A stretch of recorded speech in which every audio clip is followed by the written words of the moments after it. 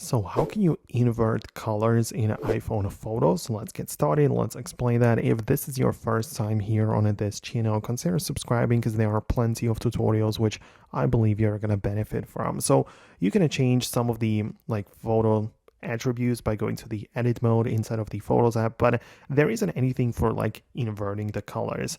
For that, you need to open up the settings, go to accessibility, and check out the display and a text size, which lets you go to the classic invert, and then the photos will be inverted like that. So you can see, look at the colors, they look all different and whatnot, right?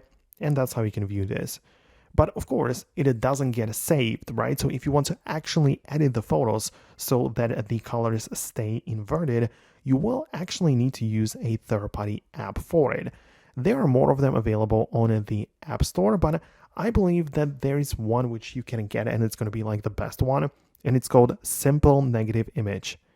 So you can just look that up within the App Store. It's free to download, of course.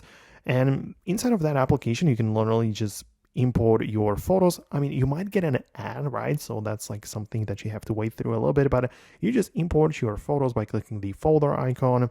The colors will be inverted, and you can click on the save icon and the photo will be saved in your gallery, right? So it gets the job done. It really is simple. So that's how you can use it. Let me know in the comments below if you manage to actually do it on your device as well. Thanks a lot for watching, and I'll see you later in the next videos as well.